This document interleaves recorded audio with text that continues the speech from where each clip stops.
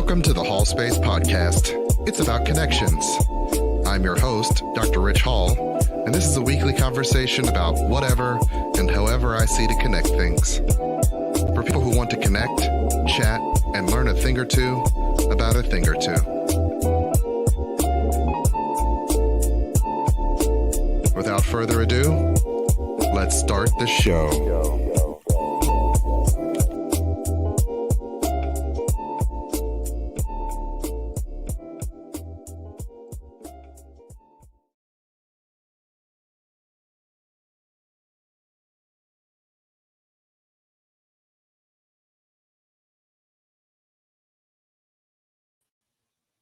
Hello. Hey there. Hey. Welcome back. Welcome back to the Or Hallspace welcome. Podcast. Mm-hmm. Well, maybe the first time. I don't know. Ah, Maybe it's your first time learning about this thing. welcome either way. Yeah. I am flubbing this. I am not doing well in the production today. I am frustrated with myself. I can't. There's so many buttons, and I don't know if you guys have noticed, like I'm sitting next to him now, which is different. I normally have my own section over here. She and has so a chair over there. we're trying to adjust to the Yes. to this setup. To this setup where we're both Yeah. in the same space. And now Yeah. it's very weird because I'm not supposed to look at you. We're supposed to Right. both be looking at the camera. Yeah. So that we can see what's happening. Right. But it's weird to not look at a person when you're sitting next to them and talking to them. It is, especially when you can go and do like this here. Yes. And she's been messing with me the entire time, and I'm like, hey, I can't I'm trying to run a show over here. I can't help it. Ma'am. I mean, yes, the beard is luxurious, just Ma'am. in case anybody's wondering. It's very soft. It's kept well oiled. It is. It's very. Ma'am, I am running a show. I can't. I'm sorry. Are you though? Not really. Are you? Not really. I'm sorry. Are you sorry? I keep saying it, and I don't really mean it. You don't. So stop saying it. If you don't mean you it. know what? I should stop saying it, and Because you don't mean it. I don't mean it, and I read an article about how women say they're sorry a lot. Mm-hmm. Whether they mean it or not, just because we tend to be trained to say sorry. We've been trained to say sorry, or we're people pleasers, or a little bit of both. Mm-hmm. And it's definitely something that when I read, I was like, oh, I do that all the time. Yeah, I'm not sorry. Yes, we are trained to say sorry, even if we don't mean it. And there are certain people who always say sorry to everything. Yeah. Well, and I remember the first time I was introduced to that kind of behavior, because I had never heard it before, right? Mm-hmm. I was 15 or 16 years old, and one of the guys that I was dating, I said, "Oh man, I don't like this, or this didn't happen, or whatever." He said, "I'm sorry." I'm like, "Were you sorry for it? I wasn't talking about you." Yeah. Like it didn't make sense to me. That he was empathizing. You didn't want his empathy. I didn't understand. I legitimately did not understand it. You did not understand his empathy. I did not understand it. You were not accustomed to empathy. Because before that age, I had never been apologized to. A 16-year-old girl. Like, there's no, what are we apologizing for? That's not what's happening here. So then I thought, oh, that's really a nice thing to do, where even if you're not feeling it, you say, oh man, I'm sorry you were experiencing that. I'm sorry you were experiencing so that. When I say I'm sorry, mostly that's what I mean. I mean, if I'm touching your beard during the podcast and you're like, oh my God, and I say I'm sorry, I'm only kind of, I don't You're really not mean actually it. sorry. No, I'm not. Not even for a moment. Not even kind of. Even if it affects the show. Stop having a luxurious beard, and then we'll talk about it. I mean, I'm sorry. See, you did. See how easily that came out? Yeah, I know. You went straight to it. Y'all, it's not going to stop me from touching his beard. Just get used to it. Well, I mean, I need to be able to focus to do the show. You're right. You're right. I'll hold to that. Okay. I'll hold to that. So I need a level of decorum and professionalism. Decorum and professionalism, and no business fraternization. Yes, that would be appropriate for this podcast. Got it. Even though we're married. Yeah. I mean, we're married outside the podcast too. You can just save all the touchy for when. For later? Yes. Okay. Yeah. All right. But if you're doing it now, it's going to negatively affect the podcast. I don't want that. Yeah. I don't want that. Yeah, okay. Yeah. So sure. Thank you for stopping, for no. recognizing. There we go. Hold on. I just realized I should turn on the lights since Oh, you're there over we here. go. Yeah. Hey. Yeah, because I'm blending in with your books back here. Yeah, and I noticed that. And I'm like, oh, hey, that's Yeah. not where it's at. You got to fix the chocolate. Yeah. Fix it We for have the to chocolate. adjust the lights for the chocolate. For me, Well, it makes you brighter. It makes me brighter. It does. It does make me brighter, which is why I don't normally turn them on. Well, yeah, there's this balance that you have to have, you know. Yeah, blast you out or illuminate me, and yeah. Right. Yeah. That's often the thing I see when you're broadcasting from your camera. It's like I want to adjust the lights so that you're brighter. Not brighter, but like how do we even out your tone? Yeah. And like I said, I don't use the ones for me. So yeah. You guys are gonna watch me lean up to adjust another light towards her. But talk amongst yourselves. I'll give you a topic. Right. Well, and interestingly enough, Issa Rae, it was very important for her in Insecure to make sure that that the folks that were in her show were lighted correctly, because oftentimes African American women, whether they be on shows, whether they're in magazine shoots, whether they're in videos, don't often get the same lighting that benefits them the most. Yes, that is a problem. Yeah, because our skin tones are different. Yes. And so there is a difference in the way you shoot us. Absolutely. And you have to have a knowledge of that, or at least some experience with it. Yeah. And so, you know, when you look at the Essence shoots, they're different than the Vogue shoots. You know, we're not talking about, you know, professionalism or anything of that nature. We're just kind of talking about, okay, when you're this dark and you got somebody like how do you balance keep them in that? balance? How do you keep them in the appropriate balance? Yeah. And not everyone has trained, like most people have trained for lighter skin. Yeah. And so when you're training for lighter skin, you have to be thoughtful about what works better for darker skin. Right. And how to do both at the same time. Yes. Because there's got to be a balance there. There does. There should. Yeah. Doesn't mean there always is. But there should. Yeah. So yes, we are live again, trying to do the show live. It's a little weirder. It's harder for me to work all the knobs and dials when the show is live. I feel like you're constantly like yeah, I am doing things over here like literally all the time. Sometimes I'm removing things that would otherwise distract me, and other times I'm trying to like, oh, I want to put this thing. You keep everything balanced, or Well, it's like, oh, if I want to talk about this subject, then I need to, you need to pull that up and be ready for it. Right. Yeah. I need to make sure nothing starts playing music or anything while I'm doing stuff. So normally I'm all over the place with that. So let's just do like, hey, updates. How are things going in the Hall house this week? Well, first, let's go back. Who are you? Oh, we forget to do this on the live show all the time. Who are you? And I'm often frustrated when editing the show that I have not done. I don't know. We haven't introduced ourselves. Episode, they will not know who this person is. They have no idea. I'm Dr. Ritch Hall, host of the Hallspace Podcast, and I'm here with my lovely and capable co-host, Nicole Hall. Nicole Hall, my wife and life companion, and mother of my children. That too. And thorn in my side. Particularly when it comes to podcasts. She's the talent. I am. She's the face. And I'm the producer / guy that makes this all work. What you guys will see is him doing this down here. Yeah. And I'm like, yeah. No, that's genuinely like the moment the camera comes on, she turns into this huge ham. I do. I'm seriously trying to get a show started, and she's over there like, I'm making faces. Even when we're practicing, I'm like, I'm Victoria. Like, yeah. She's doing all that over there. She's doing all that the whole time. And I'm like, I'm trying to make sure like your levels are right. Hey. And is the lighting good? And she's like doing all the stuff with the thing. I do this with the girls too, like TT. Yeah. So that's what I'm dealing with. Trying to do this show. That's what he's dealing with as he presses all of these buttons. So I'm trying to get this set up and things going. And she's like, yeah, he's doing the work. Yeah. Yeah. And but she shows up with her glass of wine and I do. Sugar challenge, don't judge me. But I mean, you show up, you have the luxurious beer going on. Yeah.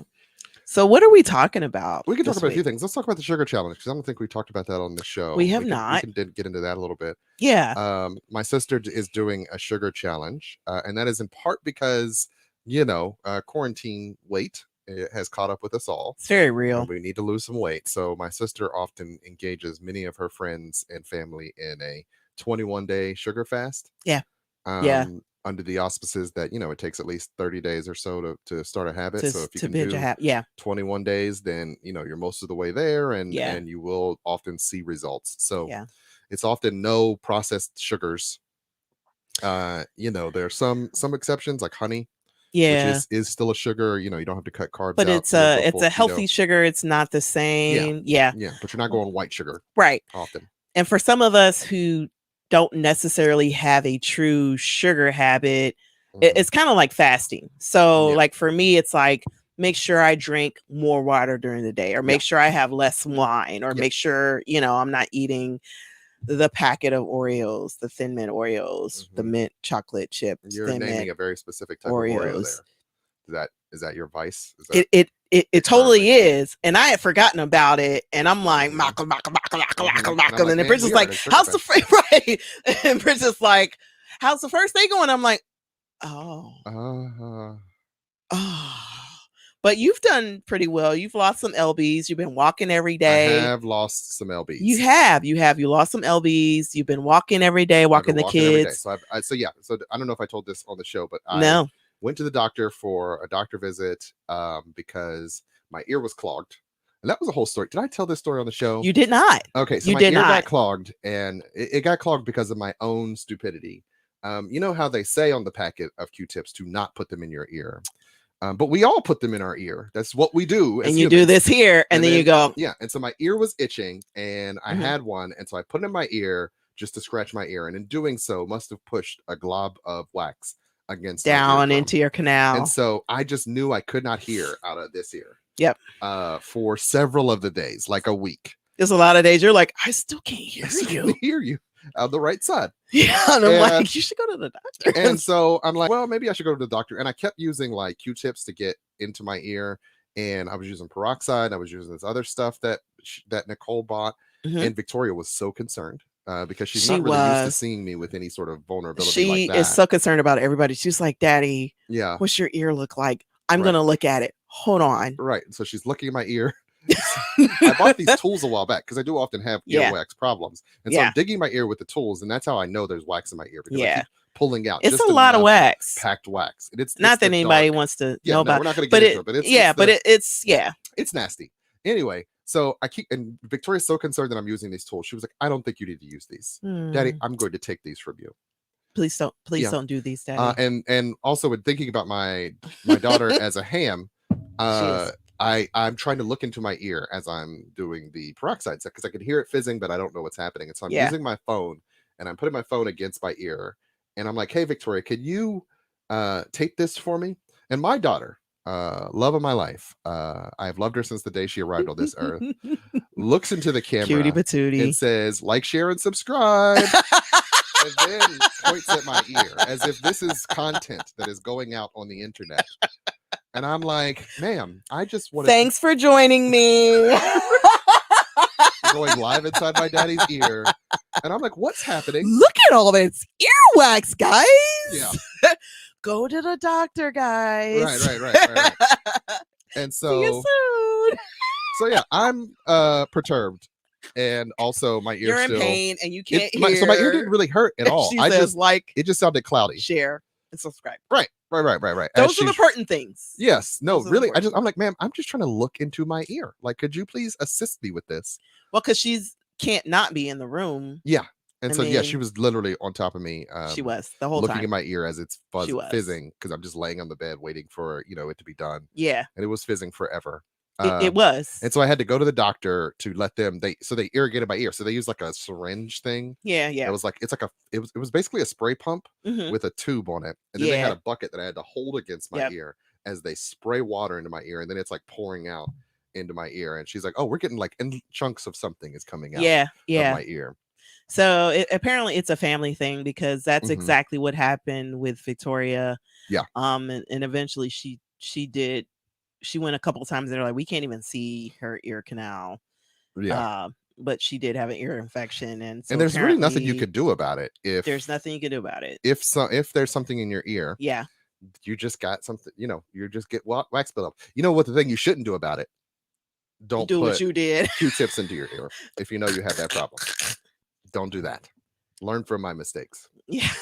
I remember my friend Trinice from college said that. She said, doctors say you shouldn't use Q-tips at all. And I'm like, no, you can damage your eardrum. That's for real. You can. I was actually very worried when I was using the tools because, like, I know I'm going deep in there. It gets so itchy though. To the spot that's bothered. And you never get to the spot. One bad move and I could bust my eardrum. Yeah. And I did not. I never burst my eardrum. I was a little worried because, like I said, I went for like a week and a half without being able to hear. Yeah. But I did not. I did not burst my eardrum. I still have an intact eardrum as far as I know from my last. Well, yeah, because they checked you out and all that kind of stuff. Yeah. So yeah, that was the saga of my ear. And also, what started this story was I went to the doctor, and that was the first time I had stepped on a scale since 2020, because we don't have a scale in the house because my wife has issues with the scale. And so I saw how much I weighed, and it was 40 pounds over the last time I had weighed myself and gotten terrified. And so that number just stuck in my head. I'm a 6-foot man, and I could carry about 300 pounds. A good amount of weight. You shouldn't carry 300 pounds. I remember the first time I was at 300, I was 160 in high school. And then I remember you got to like almost 200. You're like, I can't do this. I can't do this. And then I know this and is then not breezed past 200 in the last 4 years. Yeah. Because I now have a sit-down job and less time running around doing You're also active things. Over 40. I'm older. Yeah, like all of I that have a horrible diet sometimes. And so I needed to make some life changes because the number was just in my head. I weighed 330 pounds, which was too many pounds for a person like me to live with. Yeah. Well, and that's the thing too, right? About weight loss. It's like, no matter what the numbers show, what you're uncomfortable with, like, I feel like everybody, especially by this age, has a number in their head that's like, this is my sweet spot. Yeah. This is the spot. These are the numbers I'm mostly comfortable with.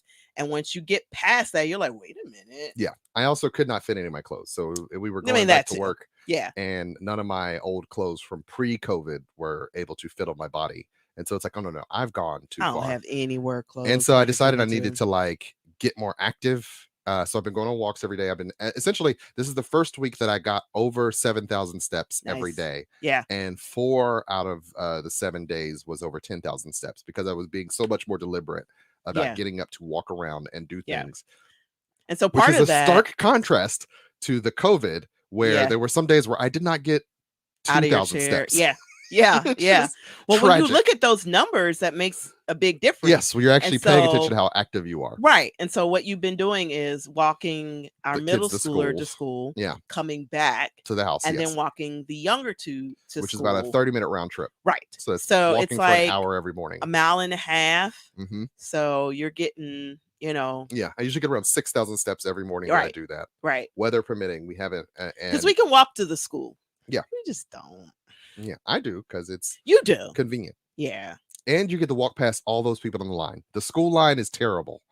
And I am glad to not have to walk in that line because it is terrible. That shows where I am in my weight loss journey, because I drive them and the elementary school line, it is purgatory. It is horrible. It is horrible. Horrible. It is. Why would it take so long to drive up and drop your kids off? It's horrible. I mean, and there's because everybody else is doing it. Because everybody else is doing it. We live in one of those neighborhoods where everybody has cars. Everybody has and cars. And they actually cut off the bus service 100%. To people who live within a mile of the school. If they had done that, I would put all these kids on the yellow bus and just be like, have a great day. Yes, right? But no. But the other thing about that is too, there's the old school part of my brain that says, by this age, I've been walking my baby brother to school. Like, school drop off is the worst. Is the worst. School pickup. School pickup is also the worst. Bree, how are you? Like, school pickup is also the worst. Why would it take me 45 minutes to pick up my Because everybody else has to drop their kid off and pick because everybody else has to do it too. And then every kid has a number.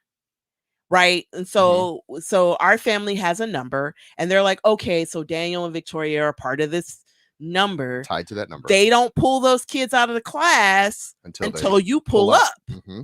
And so you do pull up. You hope that they've highlighted the number and that they pull the kids out and that they're out front. Mm-hmm. Ask me how many times your kids are not out front. They've gotten that wrong. I get to miss this part. I'm at work during this part. And so because she's working from home, this is pretty much all on her. And I love that everybody calls it working from home because it's like work. Yeah. Within your home. I mean, I will tell you, it is worse to be working at work. Is it? It is. Is it? There are things about that's worse. Okay, so I understand. Okay, so you could do your job. Mm-hmm. See, we about to. Do you want to fight me? I did not want to fight you. Yeah, you want to fight me? Because I feel okay. I see where I messed up. Ladies and gentlemen, let's watch how Richie and Nicole Richie will diffuse a moment of tension in his marriage. So what you probably heard me say was, I have it worse. And that was not what I was saying at all. That's not what you were saying. That's not what you were saying. Because I feel okay. You say your thing. Because I feel like, I'm at work too, right? And I have meetings too. Yes, right? No, and I was in no way devaluing what you do. I tell my coworkers all the time, I got to pick my babies up, right? I can call into this call because 2 to 4 is a big time for calls. Yes. I work at a bank. Yes. And like So yes, what I am saying is there are aspects of working at work that are also not cherry. That's genuinely all I'm saying. I understand that working from home does have its ups and its downs. There are things about being home that I definitely miss tremendously. Can I say? But I do see how it is difficult working from home. So I am not at all saying that you have it easy. You're not placing value. I am not placing value. Okay, I'm not saying one is above the other. I was actually trying to say working is hard. It sucks to go to work. That's what I was saying. Now let me say this too. Let me say this too, because before COVID, you worked 45 minutes this way and I worked 30 minutes that way. Right. And so it was like, drop these kids off, figure out how we do it, and then go to your office. And then your office is just office work, right? Yes. It's just what you do. I'm a web developer. You're a psychologist. Like you do what you do. And then when it's time to go, you're skirting out the building to go pick them up so that you don't get charged $1 an hour for being late from aftercare or daycare or whatever that is. Right. And so we had done that and we had found that balance for so many years. And now because you had to. Yeah. I mean, and we're here now. Right. So you had to go back in the office. I do not. Yeah. And so the advantage is whenever something happens at the school, I'm 2 minutes away. I can go get them. I can pick them up. I enjoy that part of it. Yes. Because I like being available if they need me for something. It's rare, but I like not having to come all the way from downtown to do it. Right. Yeah. Also, if I don't have a ton of meetings or whatever, I'm doing laundry, I'm doing dishes, I'm doing all this other kind of stuff. I mean, there's an advantage and then there's the disadvantage because there's a part of me that's like, there are considerable advantages and disadvantages. I like being able to just do my job as a developer/analyst. Yes, that is awesome. But if I'm working from home, I'm developer/analyst/mom/ maid /cook/ gardener I'm all of those things. So jobs, it's a mixed bag, but I'm thankful either way that my job is very understanding, and there are so many of the people that I work with that also have that, that say, like, we'll be in a meeting and my boss's boss will be like, oh, they just came back from school. Please excuse the background noise. The chaos that is about to ensue. Chaos that is the background noise. Cannot stop that from happening. So I am never saying that working from home is easier. I know you prefer it. So I'm saying I don't like being in the office. I feel detached. I don't understand why you can't be home. It doesn't make sense, but the school has decided that the students need the student experience, the full student experience. A lot of my students have said they want in-person sessions. Yeah. And I have to get paid, and I like health insurance, so I'm showing up to work. And we are all on his health insurance. Yeah. Yeah. And but so, so that the kids can eat and I can, no, it's important because we all the kids got rapid COVID tests all in one day the other week or whatever. So it comes with so many perks. It does. It Colleges definitely come does. with so many perks. And I mean, it's still like a 40-minute drive, but I'll take that. It's about 35 minutes most days, depending on. And in the middle of the day for us, it wasn't too bad. Yeah. I mean, I still have to take the day off, but it's not bad. But so Richie Vaughn like walks the kids to school and then he drops them off at the door. And so I was like, do you know what it really is like? I don't. And so it's like the middle school drop off's not bad, right? They don't care one way or another. Just drop them off, pick them up. We don't care which kid you're getting. Just go, right? But the middle school pickup is like, what's your number? We got to call the first 10. Like it does 10 or 20 at the same time. There's 2 lanes, and sometimes they get them right, sometimes they don't. So wait, when they get it wrong, does the wrong kid show up to your car? No, they don't let them go until they get all the right kids. Oh, okay. And they get the wrong kids because they're like, oh, they're not highlighted. So nobody can go anywhere. Oh. Nobody. You sound very frustrated. Can go anywhere. Until these kids get into their cars. Until we've got 10 cars in the first lane. We've got 10 cars in the second lane. All of those kids need to be there and accounted for. And until they are, I'm sorry. You're waiting. So, and I'm only saying this because of forever. It's purgatory. And the bigger deal now is that I remember a time when they were so much more efficient where you could show up at 2:50, pick your kids up and be home by 3:10. Yeah. I used to tell my coworkers all the time, like, oh yeah, I'll be back by 3:10. I'll be late for this meeting, but I'll be here. No, it is 45 minutes now. No. Oh. It's the same amount of kids though. It's just, you have that year in between where everybody was basically doing remote schooling. The majority of people are doing remote schooling for the year. Yeah. So it's a lot of kids coming back from not having been in school for quite some time. It's the worst. Yeah. And I just, in my weight loss journey, I'm not in the place where you could be the walker. I mean, I could walk, but I'm still in the middle of my day and my meetings. Like there's no. I can understand that. So I've been listening to audiobooks. He loves from Audible. Loves it. And I'm having a good time. I like walking. I think thoughts, and I get to see the sunrise. You get to think thoughts. Yeah, I get to think thoughts. I didn't want to feel bad about that. You shouldn't feel bad about it. I think it's great. Yeah, I do. Yeah. I wasn't trying to. I'm not saying I'm not jealous. I'm just saying it's great. You're just saying that's what happened. Yeah. Hey, it's time for a break. So we're gonna go to commercial real quick. We're gonna take a minute, and we will be right back with more of the Hallspace Podcast. See you soon.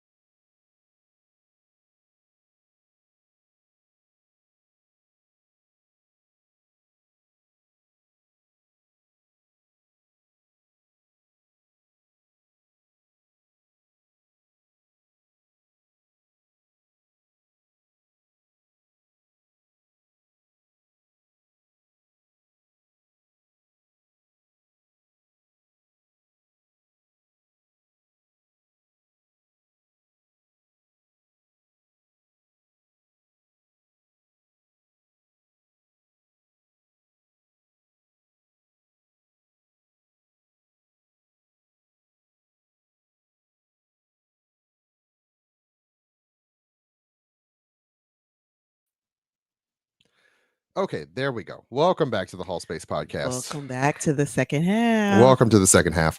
I'm your host, Ritch Hall, and I'm here with my lovely and capable co-host, Nicole Hall. Hey there. Hey there. And we were trying to play music, but we muted ourselves and did not play the music. So you probably saw something and were wondering what that was about. What even is it? Yeah. And that was my mistake. So sorry. Chuck Jones apologizes for not knowing what he's doing.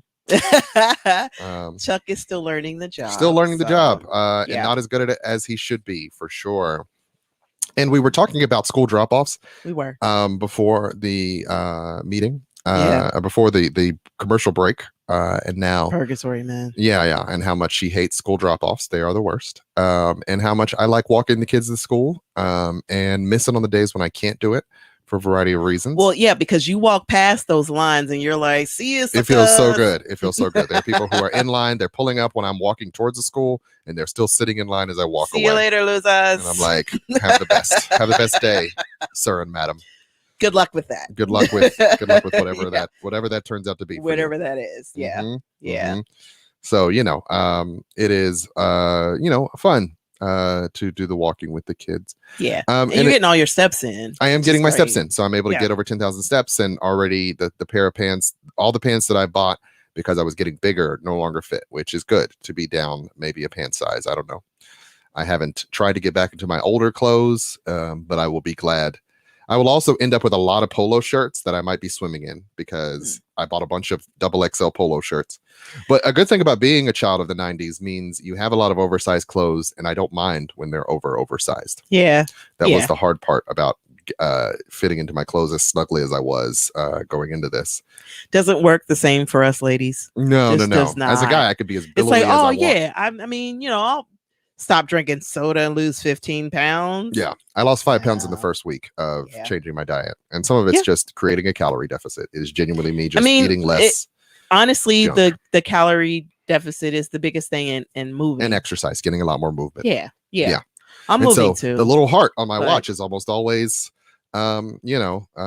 full because I did my 90 minutes of movement for the day because I get up in between clients and walk around. Yeah. Or I'll circle the building when I have a moment during lunch if I have, and I'm frustrated on the days when I can't. I'm like, no, you need to get up and walk. Or I'll walk our cul-de-sac, which I found is exactly 700 steps ish. Yeah.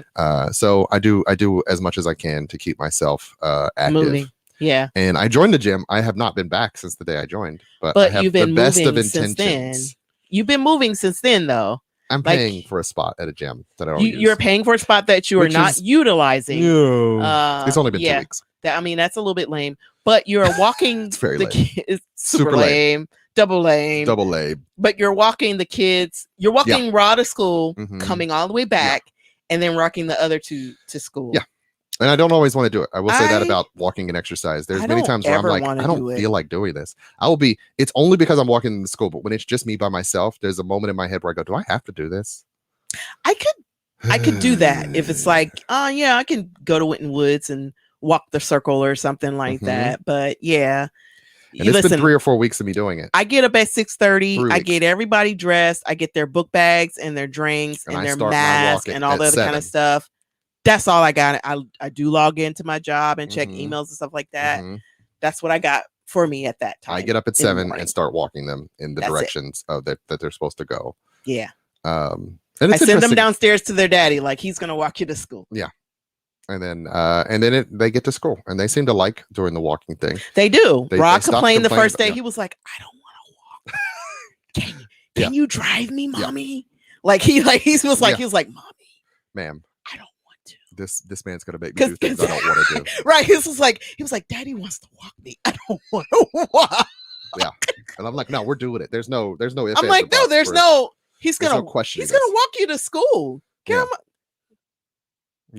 Okay. And so what's funny is my son and I are similar creatures. So some of that walk, we're not talking to each other at all. We're just like, but you're enjoying each other. Yeah, we're just being around each other. Yeah. And which is good for him. If he has something to tell me, he does. If I ask questions, he'll answer them. I got to quiz him on his science test, and for some reason that like literally made me tear up to watch him learn a thing while talking to me about it. And it's like talking about, we were talking about mass and matter, and I'm like, well, gravity is tied to the planet, so to not have what was it? weight. Weight involves matter and mass and gravitational pull. You loved all of that. Yeah, I'm like, oh, so your weight's gonna be different on the moon than it will be on the Earth. Yeah. And he's like, okay. And I'm like super excited. Like, yeah. So this is a celestial body. We're all tied to this particular celestial body. If he responded at all with words, you're doing well. Right. Like that's just because he's such an internal person. He is. Which I get. He is. And I always have to remind myself, like, okay, he's an internal person. Do not take this personally. No, I was actually looking at there was a girl on one of those. I can't, at this point I consume so much social media. I don't know where it came from. But there was a mom who was like, she has a 5-year-old who she's really attached to, and she has an 8-year-old who she cannot stand. And she was like, I don't know why, but when I see my 5-year-old, I feel this like love and flutter, in my heart that I love them so much. But my 8-year-old is moody and depressed, and I just don't like her very much. And I kind of wonder what'll happen when we're adults and have the opportunity to drift apart. And it was tragic to read that because, a lot of people were like, you obviously haven't found your thing with her. Them. Yes. And it's like, what have you done to bridge that gap? What have you done to connect with them? And you have to wonder, like, people were asking questions often in these social media conversations. People are asking questions that are based on their point of view and they don't always realize. So they're like, who was the father of that first child? Is it different than the father of the second child? Matter. It might matter because if the father of the second child, like if you're married to the father of the second child, then you have a different connection and you see them more lovingly. Or if you, just had a better relationship with them, you might see, the first child as a mistake in many ways, and thus a reminder of your mistakes because you're looking at them through the lens of those emotions that you have with the parent of the child. Yes. Let me say this as the offspring of my mom and dad were married. They were together. I look exactly like him. My brother looks exactly like her. And he was not the greatest guy. Your dad your brother was not the greatest guy. Your dad, my dad. Yeah. To put it mildly, right? And so every time for a long time when my mom saw me, she saw my dad. So, but she still loves me. Yeah. And there's still there's this. We've always had a connection, no matter what, because I'm her daughter. I'm the firstborn, all that kind of stuff. So I understand that could be a component. It definitely can be. I've seen it. But and maybe because he kind of disappeared and then died, it was like this sort of out of sight, out of mind kind of thing. But I do think that when you have a kid, your first job is to figure out how to connect to them. That's ideal, right? You want absolutely 100%. Everybody does not do that. I don't understand why. It's the whole. I mean, the kid's here now. Everybody does not attach to their child. Yeah. For a variety of reasons. Often it's something about you. I mean, come on. As a parent, 100%. It's something going on with you that you need to deal with. Yeah. Sometimes it's because that person might remind you of you. They don't remind you of all the stuff you like about other people, but they activate stuff within you about you. True. Me and Victoria are the same person, and that's why she annoys me, right? Yeah.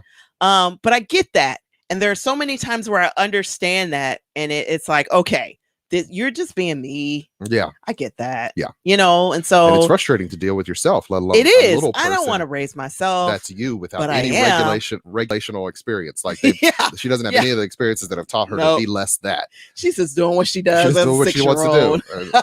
Yeah, and so I take this back to my relationship with Rob, my oldest, wherein I often find myself struggling with, like, dude, tell me what's going on with you. What's going on in your head? Sometimes he can't verbalize. Sometimes he doesn't have the words for it. Yep. And other times he is afraid of what it will mean to tell me. And I remember being objectively afraid of my father. And I tried my best to not be the dude that they're afraid of all the time. Because I'm not nearly as, I'm definitely assertive, but I'm not as aggressive. I don't take as aggressive approach as my father did, because my father was straight up like, not go upside your head aggressive. But it doesn't seem to matter. They still have that sense of me as this authoritarian. There's been a lot of discussions about how strict they think I am, which is like, I'm not actually that strict. I'm very laissez-faire. It's hilarious because Rob's like watching these, YouTube Darman videos. My son loves the YouTube Darman videos. Yeah, he's like, this guy is stricter than Daddy. Yeah. I was like, Daddy's not even really that strict. Yeah, but they have no other frame of reference for parenting. They do not. They do not. We are their frame of reference for parenting and authority. Like, you come in as the hammer. Yeah. I'm also strict, but they don't see it that way. Yeah. They see it that way sometimes. They're like, my mom is very strict. I've overheard them talking about how they will never say it to me, though. Well, no, they never say any of that to us. Yeah. They don't reflect us to us because of fear that we wouldn't judge them or be upset or whatever. Yeah. You know, and some of that's power you have to wield. And so as I thought about that mom, it's like, oh, you know, I'm often reminded, like I said, my son is activating things within me that are often more like me than not.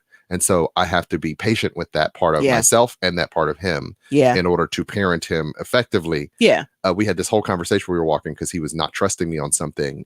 He was questioning me. He was giving me his opinion and it was wrong. And I was like, hey, no, that's not right. This is what it is. And he's like, no, it's not. And I'm like, dude, you have to learn to trust me. I get frustrated when I tell him a fact and he discounts it for whatever reason. But I'm also very much like that. When someone tells me something and I don't want to hear it, I'm like, no, I think I'm right. It's very interesting that you said he doesn't trust your stance on it. That's the way I saw it. And I think that is the better way to view the situation, as opposed to saying, man, you're just wrong. Yeah. You're just wrong. Yeah. You know? Well, it is and it isn't. It has. So in doing that, I was being too personal. Because I was thinking, well, because you're questioning my point of view and asserting now you're your questioning own me. Point of view, you're questioning me and you don't trust me. Well, and for Ra, we get, because we had this conversation on our walk today. Yeah. For Ra, it's just, I have information in my head about that specific subject. I have to speak on it. Yeah. And so it's just him wanting his position to be valid. Yep. Even if it's wrong, even if it's far wrong. Here's what I think, though. Like he's trying to convince. He's trying to be heard. Yeah, he's trying to be heard. But he's saying dumb things sometimes. He is. And it's like, that doesn't even make sense. That doesn't even make sense. And then he doesn't want to give up. He's like, Victoria got sick. She got a cold. And he was like, but COVID and the flu decided to give Victoria a cold. I'm like, okay, so COVID and the flu, one, aren't people who will form a cabal to have a conspiracy against your sister, so that won't work. Totally not how that goes. Dad, I know you're a doctor, but you don't know this. And I'm like, man, hey, this is you doing this? One, it's a clinical psychology degree, so I do know a little bit, not a ton. I'm not an epidemiologist, I'm not a virologist, but I do know that COVID and the flu can't get together to give your sister the common cold. Like that's just. And I mean, I think that's part of the thing, right? Like, so he believes what he believes so strongly. So strongly, and it's like, he's we're inflexible. not saying don't believe what you believe. We're not saying don't believe things, but that thing was wrong. Take it down a notch. Take it down a couple notches. You got too much dip on your chip. You got. I've got hair on my chest. Look at it. Right. And so I often, my frustration is, trying to communicate this information to him, and that he in a way that's not rejects. Blasting his core beliefs, right? Yeah, and some of them are like, hey, that's a wrong belief, man. It's wrong. You're far out there. We have to tell them when they're wrong. Yeah. We have to. But also not wanting him to feel like he can't express thoughts and opinions. Exactly. Except for the wrong ones. Don't tell me wrong opinions to my face. Tell Richie Vaughn that the world is flat. See what happens. You want to have a full argument with me? I've said it on this podcast before. Go on ahead and say that. There are some things that will get me riled up. Racism doesn't exist. The world is flat. The world is flat. Critical race theory. Do any of those things. Yeah. I mean, I have so many more of those kind of things. Yeah, don't push those buttons. But Richie's got. I've only got a few. He's got a few fundamental. Yeah. I will go to bat for these. There concepts. are a number of things that you can say to me, and I'm like, yeah. Very often, like, hey, pump the brakes over there, lady. There's no reason to, like Nicole. Obviously, Nicole has very strong feelings. We're going to transition to another subject. Nicole has very strong feelings about women proposing to men, even though historically she is the one who asked me out on a date. She does have strong opinions. Not on dating, maybe it's fine. But she was never going to get on her knee to propose to me. And I feel a way about that. Like, as a man, I want to be chose. Wow. I chose you by asking you out. Wow. I want to be chosen for life. You want to be wow. You know how you believe in love and the promise that it gives. I want to love you for life because your love is how I live. Yeah. You know how I chose you for life? Okay. You know how I chose you for life? How'd you choose me for life? When you got on your knee at my birthday party and you said I love you and you presented the ring. I said yes. That's how I know. Boom. But you would have never. I'm not getting. Listen. Wow. There are a lot of things that I'm new school to. Wow. It's just one of the things that I'm old school like to. I should deserve. Yeah. To be chosen. I did choose you. I did choose you. All right, fine. Now it's very, very, very true. When we were in the same creative writing we're in the same creative writing class in college. I was like, let me ask this dude out. I need a date to the Alpha Phi Alpha Cabaret. I need a I need a handsome guy. I like him. He's cute. You need somebody on your arm for an event. I needed somebody to go. Very utilitarian. Just very cute. Needed me for arm candy. Well, and I had met you before. But I remember no intent that you were funny. I had met you in the summer camp at UC, and I was years like, before. And you're Bridget's brother with the chin. With the chin. You can't Boom.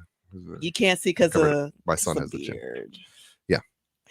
But so yeah, I mean, my cousin and my best friend at the time, they're like, just ask him out. And I'm like, okay, I'll see how this goes. And so I was like, well, what do you do on the weekends? And you say I work a lot. You work a lot. That was his response, y'all. I work a lot. Do you want to have breakfast or no? Yeah, sure. I can do breakfast. Okay. Just understand. And so I was like, you're going to get a guy who works a lot. Okay. And to this day, y'all. To this day. He went to work. Yeah. He went to work yesterday. I went to go print out I needed to put some paperwork in. And somebody felt a ways about it. Felt like rejected that I was going to go to work on a Saturday, which I used to do literally all the time. Now rejected, abandoned. Oh, I'm sorry. I apologize. Use different words. I apologize. Abandoned. Listen, y'all, he works late every night of the week. Not every night, but most nights. Wednesdays I don't work late. Fridays I don't work late. All those days are late if I've already fed them dinner. No, well, yeah. Okay. So I pick them, he drops them off in the morning, right?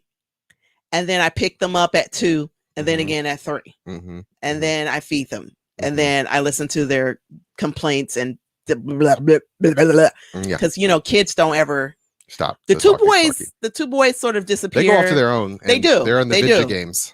Victoria's just like, and what about the whole time. Right. Every day of the week. And then we all go to dance class on Friday night. Yeah. And I mean, it's a little bit of a reprieve because then she's with her cousins. Yeah. And some other girls, and they have a good time there. Right. And so I come back late Friday night and everything is sort of like I already fed them. It's like go to bed, whatever. We have daddy breakfast. Now he cooks breakfast every Saturday morning, right? Yeah. It's an alternating schedule of pancakes. It is a thing. Yep. And French toast. And we have clean up the breakfast after it's done. You do a great job of that. And we have like a family meeting after to talk about the week, to talk about what we need to do for the next week coming up, and chores for the day, all that kind of stuff, because it's like, hey, you guys got to clean your room, you're going to go to Gammy's, all that kind of stuff, right? We get all of that stuff out, and so we do that, and you're like, I'm going to go to work and maybe to the record store. I'm going to go do things that I like to do. Jealous. Why didn't you put your bid in to do things? I often tell you to go do things. You going to watch the kids instead? I can watch the kids while you go do things. What am I going to do? That's the problem. The problem is, y'all, I'm an introvert. I don't want to leave the house. I just want y'all to go away. Okay? I want y'all to go away. But I had in my head, because I like horror movies, I wanted to see Candyman. Okay. Right? You can say you want to go see Candyman, and then I will watch the children while you go watch a movie. Yes. Well, and I like how you said that, because legit, you were like, I watch our kids. Like, like, I'm not going to babysit. Like, no, he's not a babysitter. No. Like, he takes these kids all over the city. He'll take the nieces and nephews all summer for the donut trail. We did the donut trail. Yep. I'm not a donut expert yet because I still have 2 stores to go to. And he has plans on their next like in-service day to make sure he takes them, to take them to the last 2. I said I'm at least either take a half day or a full day. I haven't decided, but yeah. I'm going to take them to the last 2 so we can finally be donut experts for 2021.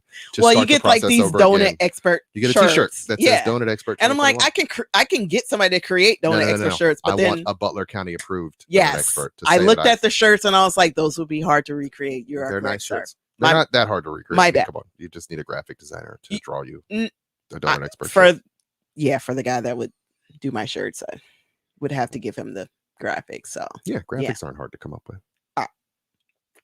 You just pay a guy.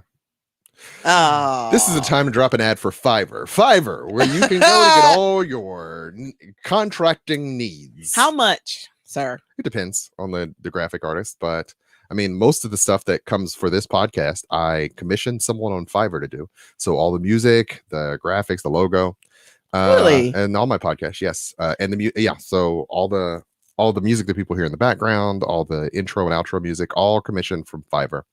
And not even like, honestly, the music was like $30 or something. It wasn't even super expensive. I will say this. I think the intro music, because I had a specific thing in mind, cost me $50 did or something. You went a couple rounds with that one. Yeah. But I will say, also, if you're looking for any kind of technical work, any kind of graphic work, Upwork.com also works. Yeah.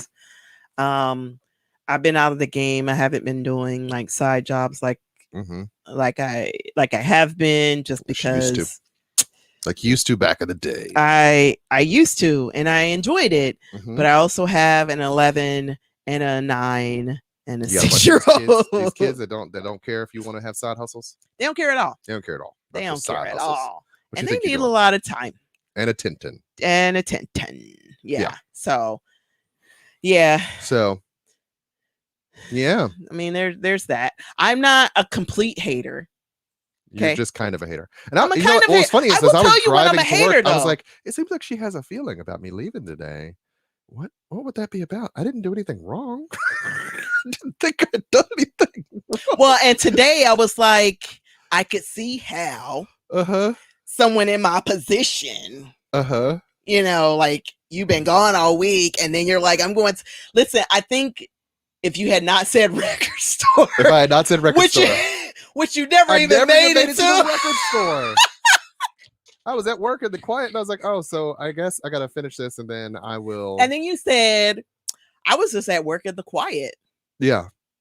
There was no way to win this argument. There was no way to win. There was no way to win. And so sometimes, you guys, had to work. Sometimes, gentlemen, there's no way to win. It's not about logic or reason or anything. It's just she felt a way, and I'm sorry. You don't have to be sorry. I apologize for being a jerk, I guess. I don't know. No, I'm not saying you're being a jerk. I'm not asking you to apologize. I'm just saying, while you're in your quiet building at work on a Saturday, these kids are like, mommy. Okay. Yeah. I'm just saying we can give you time off to be away from. I need to take that time off. I was supposed to take it off 2 weeks ago, and didn't. She didn't. Because I kept saying, take the day. You're like, you could take 2 days. And I'm like, boom, I could take 2 days? Yes. Did not take the day. But it's always like something happens and I need to be there. Right. And it's like, I don't want to inconvenience anybody else. Right. Listen, moms understand this. And it's like, oh, the kids got sick. They needed to get COVID tested. Because they were exposed, or they got possibly class, exposed. They got no, there's all these things that happen. There are always things. There are always things that happen that you could take the time. But then everybody else would have to readjust their schedule. Everybody else will for the stuff that I would do. Yeah. So the difference with being a dad is you just assume the schedule will fix itself. It does fix itself. Yeah. Get what they need, and you just sort of take the time you need to be a human being, because without it, you're not. As you a human being. I'm not a human being. I'm a zombie. Yeah. Ain't nobody bigger than the group. So I'm gonna take 2 days, y'all. You should take your days. I'm gonna take my hold days her to it. She just said it on air, live on air. I did. Listen. So we're gonna hope that she actually listens to the advice that she gave herself. I ate it on the movie, right? I came back and I was like, that movie was good. What movie? The movie that you said, The Rocketeer. Rocketeer. Yeah, that's right. Rocketeer is a classic. Hey, I admitted to it beforehand. I was like, and then I got back and I was like, you know what? Just a Judgy McJudgenstein for no apparent reason. With a capital J. Maybe you should always trust what I have to say. Particularly my opinions on things. I don't know. I'm pretty much always Although when it comes to entertainment and movies, I'll give you that. I'll give you that. Like the music. Wow, ma'am. Wow. You like some Kanye stuff that I don't enjoy. Oh, you're gonna, based on my occasional like of Kanye, that invalidates how good I am at music. Wow. I'm not saying you're not great at music. My brother is also great at music. I just don't enjoy the same things you guys enjoy. You don't like what I love, and that's okay. We've covered this ground before. We're two different people, right? Two different people. We're two different people. I didn't crap on your musical taste, but you chose to crap on mine. You crap on my TV taste. I do. You like bad TV. You bang on it every time. If only you liked better TV. See how you do me, y'all? See how that works? I don't like women yelling at each other for 30 minutes. Or we need to have a conversation about this. At a brunch that's going to involve knocking over glasses. Say it to me one more time. Say it to my face, though. So we're going to have a moment where I'm going to confront her about what she said at the reveal. Have a conversation about, she said your wig was ugly. What you going to do? So I'm promoting my new product line. And so we're going to have a party and everybody going to come. But I hope Tara ain't there, because if she come to my reveal, I'm going to have an issue. You're the worst. Am I the worst or am I accurate? You're pretty accurate, but you're also the worst. Okay. All right. And then indeterminate screaming happens. Indeterminate screaming and a security guard in a black t-shirt comes out, grabs a girl. Right? Mass water. Sprayed everywhere. Yeah. Drinks. Right. Like, because who's throwing their real drink? Like, we wasting vodka? Yeah. And a security guard carries a woman out, and then chaos ensues, and then they're yelling in the parking lot because they let them go just to yell in the parking lot so that they can finish off the scene. Of course. Yeah, because you don't want to mess with the scene. I will say this. We talked about the passing of Michael K. Williams last week. Yes. And I have made it through season. Yeah. All of the seasons. She's now watched The Wire in total. In total, I've got 3 or 4 episodes of season 5, which is hard to get through. But then when I say, it's better to work from home, and you're like, I've watched the entire Wire. Well, I was just telling my brother today, I was like, yo, I made it to season 5. He was like, man, I need to watch it. I was like, oh, you haven't watched it at all? I've been watching it while I'm at work. Wow. And yet when I say working from home is better, I never said working from home is bad. I'm just saying that earlier this conversation, when I implied that it was better to work from home or easier, you were like, how dare you? But now that we're talking about the fact that you've been able to pursue your interests, such as binging a show that you love, like The Wire, and I'm the bad guy. Listen, how dare you? How dare you? Okay. I'm not talking to the rest of y'all, right? I'm talking to this one. Wow. This one here, wow. With the luxurious beard. Okay. Yeah. No. It's just, I don't know how many times that I've had to pause episodes or just not watch the rest of an episode. It's having to pause those episodes of television. I'm at work, surrounded by coworkers. So you're not watching nothing in your office in between? I now have a record player at work, so I listen to music so that I can work. I have hence the record store trips, y'all. Well, I do need to copy my collection for work so that I don't have to. So I have them available here when I need them, and there. I'm not carting them back and forth. So are you saying that you listening to records as you're doing notes is different than me watching The Wire between my meetings? I don't think we're going to win this one. I don't think there's any way to win. So I think I'm going to back out. Smoke pellet. Smoke pellet out of this conversation. Go full Batman. What else we got for this episode? That's it. We're done. We've come around the bend on another episode of the Hallspace Podcast. Ladies and gentlemen, like to thank you for being with us. You're going to drop a bomb and then run. And I'm out. And I'm out. You can't see me. So thank you so much for joining us for another episode of the Hallspace Podcast. We really appreciate it. We do. And you know what the music means. You know what the music means. Our time is up. I say good day, sir. I say good day.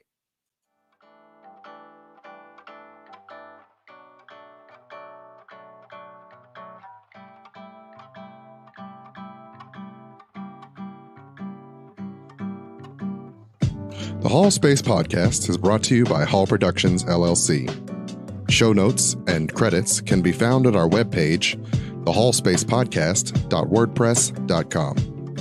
Any questions, comments, or concerns can be sent to us at thehallspacepodcast@gmail.com. The show is written by Dagger Penn Davis. Music is curated by DJ Cabal. The show is produced by Chuck Jones and recorded at Slash and Trash Studios. If you like what you hear and you want to hear more, please be sure to like, share, and subscribe. And I hope you all have a good week.